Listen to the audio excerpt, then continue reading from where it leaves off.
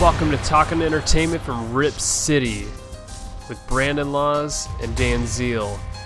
Subscribe to our podcast on iTunes and Stitcher, or you can follow us on Twitter at TE from Rip City. Enjoy the episode.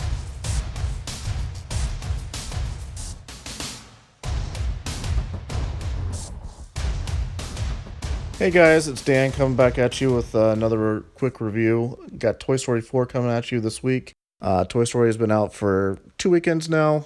It's been number one in the box office the last 2 weeks. It's going to probably have a tough time this weekend staying number one, though, with Spider-Man Far From Home coming out. I know I'm pretty excited to go see that, but still wanted to give you kind of my thoughts. I know a lot of the younger audience is still going to want to go see it, so if I had to give it a review, I'd say I'd probably get 4.5 stars, or 5 eggplants, I should say, right out of the gate.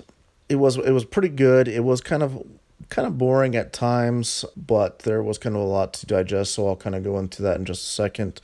I did go see it with my wife. My wife also enjoyed the movie. She cried, as she usually does, during most of the Disney Pixar movies. I did not this time, but I did enjoy it. So just kind of give you guys a quick recap of the Toy Story saga in general. This movie does tie back to the original that came out in 1995. When I was kind of looking that up, I knew that it came out when I was little, and I didn't remember exactly when, but 1995 was a long time ago. I was 10 at the time, so it's kind of cool that they're connecting back, and a lot of people that are my age going back into the theater and taking their kids in to kind of cap off the Toy Story thing that's been basically 20 years in the making. It was kind of a neat thing. Multi-generational movie, kind of like Star Wars, things like that. Kind of one of the interesting things I noticed too was Joss Whedon was actually a writer on the original movie. So if you go back and you watch it now, it's kind of a lot of the, as most of these movies do, a lot of the adult kind of undertones that these movies generally have. But it was just kind of an interesting topic. If you don't remember who Joss Whedon is, was writer-director on the first 2 Avengers movies, also did Buffy the TV series, and many other things. So that was pretty cool. I was 10 at the time when the first movie came out. I loved the original Toy Story. It was kind of one of the big first Pixar movies. I think it was kind of groundbreaking at the time what Pixar was doing, and when Disney acquired them. Still to this day, it's one of the best Pixar movies that they've made. I think it's still my favorite in the entire series. If I had to probably rank the 4 of them, I would say number 1 is the original is probably not my number 1. I'd say due to recency bias, I would probably also say number 4 would be number 2 on my list. And then I would have Toy Story 3 and then Toy Story 2. Just because I didn't really get into 2 or 3. My wife really loves 3. And I would say probably because of recency bias on that too. I just never got into Toy Story 2 as much. I think it was probably because it came out when I was a little bit older. And so I just never really got into it. So like I kind of mentioned before, one of the general themes in this movie was, it was kind of really about Woody and going back to Andy and him dealing with it and trying to kind of really grow up. And it was really a kind of an adult theme throughout the thing, and dealing with, I guess, loss or moving on in general. And so the way that they kind of did that is they showed a flashback of Bo Peep, and they really tied in that connection that Woody had with Bo Peep that he kind of hinted at in the first 2 movies, but didn't really get into. But that was really the groundwork for this entire movie. So Bo Peep was probably the second biggest character in this besides Woody. Also, newer character Forky, which was a toy that was created by Bonnie on her first day of school, which is basically just a spork and like some twine. But it was kind of like how kids make imaginary characters kind of help deal with their frustration, their anxiety. So it was a big thing, and basically the premise of the movie is that they're on a road trip, and Forky gets lost, and so Woody helps try to get back to where Bonnie is, and they end up finding Bo Peep in this antique store, and that's where they also find the antagonist of the movie, Gabby, who was a kind of one of the other characters in this. And Gabby was an older style kind of doll that had a defective voice box, and so she was never had a toy or had a kid of her own, and so that's why she ended up wanting to get Woody, because of his working voice box. So obviously, Bo Peep was kind of the big theme here.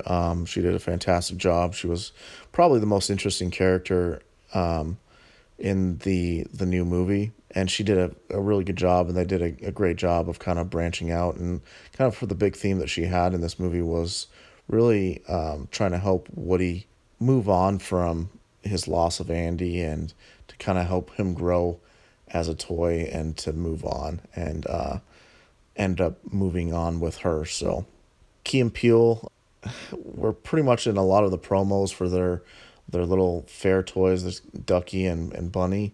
They had kind of didn't show up until later part of the movie. They were just kind of there for comedic relief. So they were kind of funny, not anything, interesting or anything too fancy.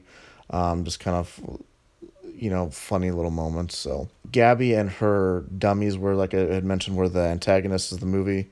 The dummies were ventriloquist dummies, kind of like you've seen if you've read or seen any of the Goosebumps movies or TV shows, you know what I'm talking about.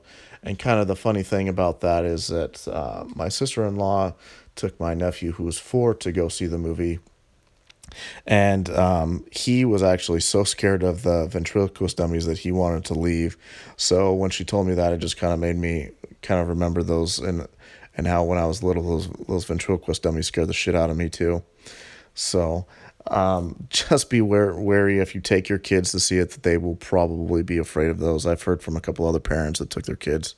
Those dummies were actually pretty scary. So Gabby as a whole ended up having a nice face turn, a nice real moment kind of at the end of the movie that kind of helped tie things together. So her character was kind of nice. She was kind of dull and bland, not quite as charming as Lotso Huggin from Toy Story 3, or as scary as the kid in the first Toy Story. So the kind of my favorite character though was Duke Kaboom, who was basically the Canadian version of Evel Knievel. And so the person that did this voice was actually Keanu Reeves, and Keanu Reeves is so hot right now. He's on fire. Everything he touches is just gold. He is a scene stealer every time that he's on screen, and pretty much half the reason you want to go see this movie. So I highly recommend it, just for Duke Kaboom, because he's fantastic and hilarious. So just kind of a rundown. Buzz Lightyear and a lot of the other toys really aren't that prevalent. I don't know really what the reason was. Buzz was just not very in the movie very much. Outside of that, that was kind of all I really can think of about the new characters. So I guess just kind of the way that the movie ended in general, as far as the series goes, I think it was a nice send-off for Woody and his friends. Definitely had a good meaning, and a lot you can kind of, a great message for kids and adults alike.